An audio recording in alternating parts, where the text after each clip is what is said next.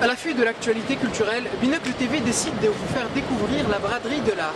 Ce n'est ni un marché de Noël, ni une exposition, c'est un espace de création libre où les objets retrouvent une nouvelle vie et de nouveaux propriétaires. On y va?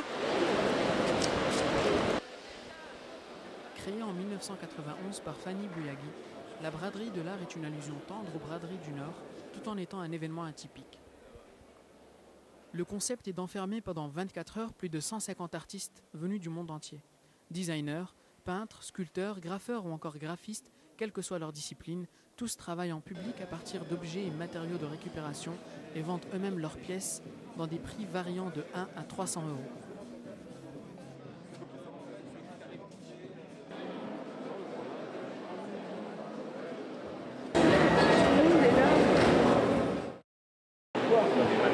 Isabelle, bonsoir. Bonsoir. Vous pouvez nous parler un peu de ce que vous faites? Alors, l'illustration, du portrait avec un côté d'apparat, d'ornement, puisque l'être humain aime se vêtir par rapport à son appartenance culturelle. Après, ce que je fais là plus loin, parce que mon ami s'associe à moi, et là on travaille en groupe en 3D et on crée des divinités et des totems. Je vois que c'est très coloré, d'où vous vient l'inspiration? Je ne peux pas répondre à votre question. C'est comme ça, c'est pas autrement, et s'il n'y a pas de couleur, ça va pas. D'accord. Et donc c'est votre première participation à la braderie de l'art? Oui, c'est la première participation. Et comment ça se passe? Ça se passe très bien. C'est franchement agréable. Fatigant mais agréable, excusez-moi. Fatigant mais agréable. Bah, merci beaucoup. De rien. Donc Mas, parle-nous un peu de ce que tu fais. Ce que je fais, c'est de la peinture, vous voyez. Regardez, moi je fais des pochoirs, c'est-à-dire que je prends une photo, je la contraste via un logiciel qui s'appelle Photoshop, et ensuite j'en fais un pochoir et qui se transforme en peinture, tout simplement. Pourquoi avoir choisi le pochoir pour exprimer ton art? Parce que j'ai pas de don particulier, je pense, en art. Et je pense que le pochoir, c'est une façon de pouvoir m'exprimer sans forcément avoir le don pour le faire. Et de tes œuvres sont des personnages connus, des stars, on voit Rihanna, on voit Jim Morrison. Pourquoi avoir choisi ces personnalités? Parce que c'est des personnalités que j'adore, franchement c'est des personnalités emblématiques qui nous parlent à tous et forcément j'ai choisi ces personnages-là parce que c'est avec le cœur que je fais la peinture et ces personnes-là je les respecte et donc ça m'a donné envie de créer ces personnages. C'est ta première braderie de l'art? Deuxième, je l'ai fait l'année dernière également, ça s'était super bien passé donc ils ont voulu renouveler l'expérience, moi aussi donc on est reparti pour cette année. Plutôt satisfait alors? Super satisfait. Merci. De rien. Je travaille dans la rue en fait. À la base, je fais du graffiti comme on l'appelle. Donc moi, voilà, mon travail principal, c'est de réaliser des fresques dans la rue et de travailler aussi avec les publics différents, des écoles, des centres sociaux, des hôpitaux, pour réaliser aussi des projets publics de réalisation murale dans la rue. En fait. Et donc là, c'est la braderie de l'art, donc c'est une occasion aussi de montrer une autre partie du travail, qui est le travail en atelier en fait. Donc, voilà. Tu fais partie d'un groupe de graphes? Ouais, donc ça s'appelle le collectif Renard. C'est un collectif d'artistes qui est composé pas seulement de graffeurs, il y a aussi des graphistes, des gens qui sont dans l'illustration, des photographes. Donc on essaye aussi de développer des actions plutôt destinées à permettre l'accès à l'art pour tous, surtout dans les quartiers. Est-ce que tu as un message particulier à faire passer à travers tes œuvres? Je pense que le message, après ça, chacun doit voir un petit peu ce qu'il y voit, ce qu'il ressent. Moi, faire de la peinture, c'est avant tout m'exprimer d'une autre manière. Donc après, c'est un petit peu aux gens. Moi, je peux expliquer tel ou tel tableau, d'où il vient, pourquoi je l'ai fait, mais je pense que c'est à chacun aussi de trouver le sens qu'il a envie de voir. Parce que moi je lis l'arabe et j'ai vu qu'il y avait des œuvres où il était marqué salam, ce qui veut dire paix. Ouais. Donc qu'est-ce que tu peux nous dire là-dessus? En fait, c'est pareil, avec le collectif, on mène des actions de coopération internationale en fait, avec d'autres artistes dans des pays en fait, où on essaye de mettre en place un peu comme ici, des ateliers avec les gens, les structures socio-culturelles.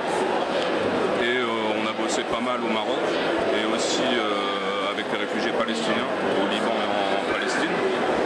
Donc du coup, bon, j'ai quelques notions d'arabe forcément par le boulot que j'ai mené là-bas.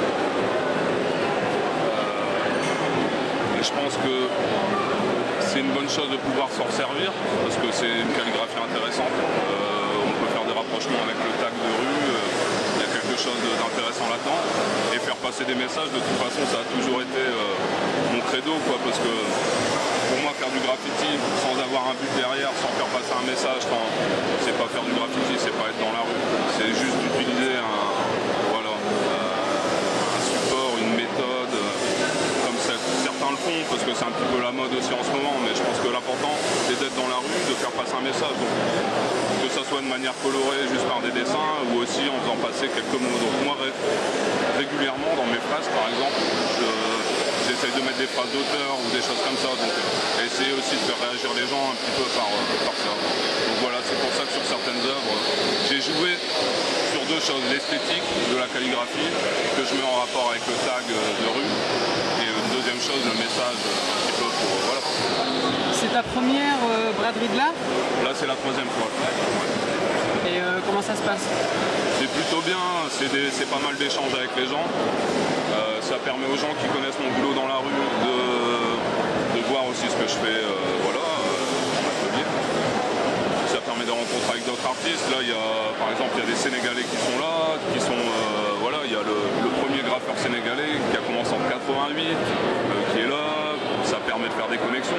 Comme nous, on est dans les projets internationaux, c'est pas mal. Bah, merci. Je t'en prie.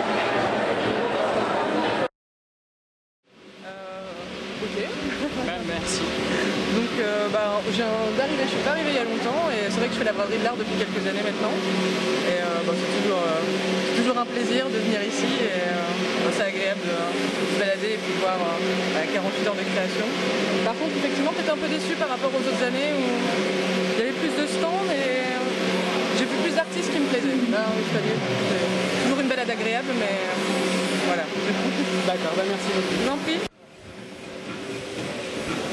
Tu me dis quand c'est bon. Alors moi j'ai trouvé ça très intéressant mais peu diversifié en fait. Je trouvais que c'était que street art et tous les petits trucs de recyclage, etc. Mais sinon j'ai trouvé ça très bien, intéressant, ça change de ce qu'on peut voir au niveau de l'art en fait. Voilà. C'est très bien. Déjà pour vous dire, donc je viens de Marseille. J'ai travaillé avec un sculpteur qui était venu à la braderie, qui m'avait indiqué la braderie. Donc je suis venue voir. Écoutez, dans l'ensemble c'est intéressant.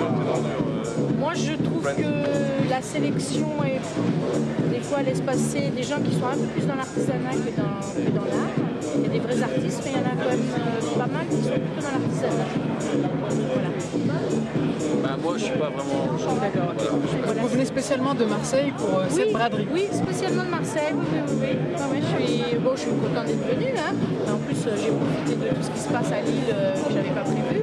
Mais je suis quand même contente d'être venue. Voilà. Qu'est-ce que vous avez vu d'autre à Lille? Eh bien, j'ai vu, je suis allée au Tripostat, à la gare Saint-Sauveur, puis différentes œuvres qui sont dans la ville. Je ne sais plus trop le nom d'ailleurs. Voilà. Voilà, visiter la ville. Voilà.